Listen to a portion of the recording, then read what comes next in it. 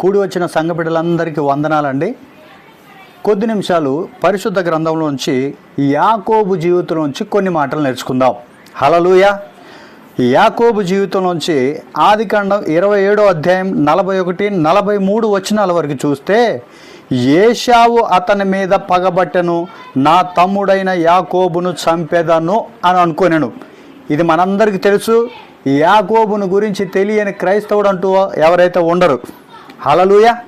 చూద్దాం. ఎందుకనంటే వారి జీవితంలో జరిగిన ఒక సందర్భం, సిచ్యువేషన్ ఏంటయ్యానంటే, ఎప్పుడైతే అన్న నుండి పారిపోతూ ఉన్నాడో, అన్న ఎప్పుడైతే 400 మందిని పట్టుకొని తరుముకుంటూ వస్తూ ఉన్నాడో, కత్తులు తీసుకొని చంపేద్దామన్నంత పగతో వస్తున్నాడో, ప్రియులారా జాగ్రత్తగా గమనించండి.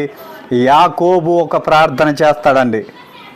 యబ్బోకు రేవు దగ్గర ప్రార్థన చేశాడు రాత్రి అంతా అంటాడు. కానీ దానికంటే ముందు యాకోబు ఆదికాండం 32వ అధ్యాయం 9-12 వచనాల వరకు చేస్తాడు.